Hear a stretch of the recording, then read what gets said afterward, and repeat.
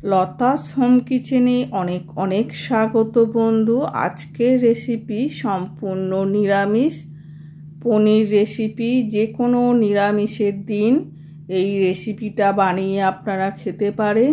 পেঁয়াজ রসুন ছাড়া এই রেসিপিটা বানানো লুচি পরোটা পোলাও সবার সাথে খেতে দারুণ লাগবে।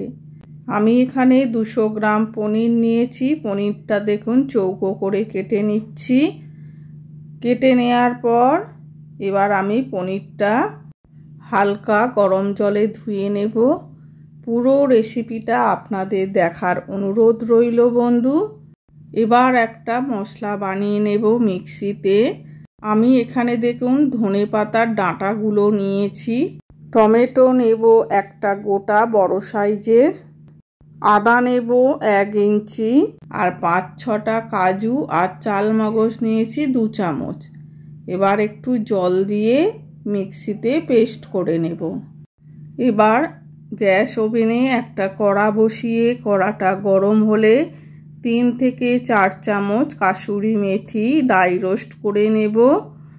ড্রাই রোস্ট করে নেওয়ার পর একটা পাত্রে তুলে ঠান্ডা হয়ে গেলে গুঁড়ো করে রেখে দেব।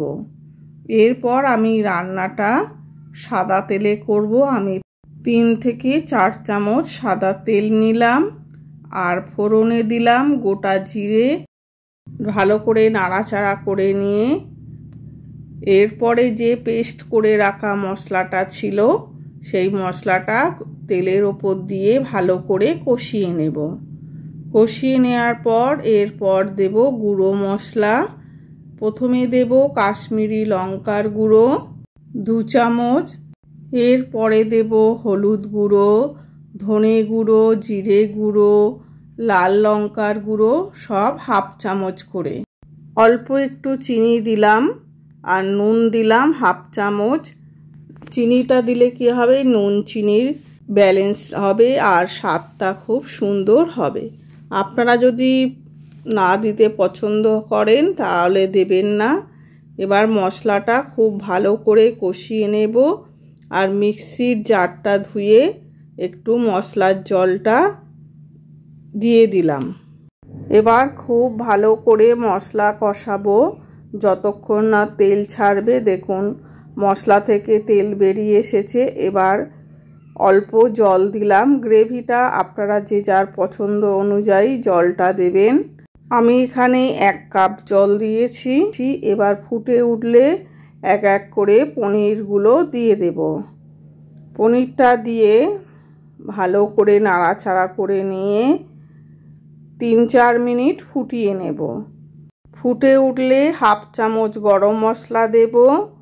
গরম মশলা দেওয়ার পর আবার ভালো করে মিশিয়ে নেব।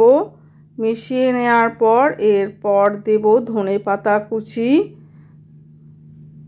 ধনেপাতা কুচি ছড়িয়ে দেওয়ার পর নামানোর আগে দেব 1 চামচ বাটার, আর বাটারটাও ভালো করে মিশিয়ে দেব। এরপর যে ড্রাই রোস্ট করে নেওয়া কাসুরি মেথি ছিল কাসুরি মেথি ছড়িয়ে দিয়ে পনিরের সাথে ভালো করে এবার মিশিয়ে নেব। মিশিয়ে নেওয়ার পর রেডি হয়ে যাবে আমাদের দারুণ স্বাদের নিরামিষ পনির। এরপর একটা প্লেটে পরিবেশন করে নেব। আপনাদের ট্রাই করার অনুরোধ রইল বন্ধু।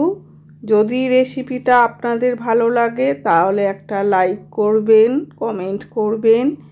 নতুন বন্ধু হলে সাবস্ক্রাইব করার অনুরোধ রইল। যদি সম্ভব হয় বন্ধু তাহলে শেয়ার করার অনুরোধ রইল। আবারও আসবো একটা নতুন রেসিপি নিয়ে। আপনারা ভালো থাকবেন, সুস্থ থাকবেন। পুরো রেসিপিটা দেখার জন্য আপনাদের অনেক অনেক ধন্যবাদ বন্ধু।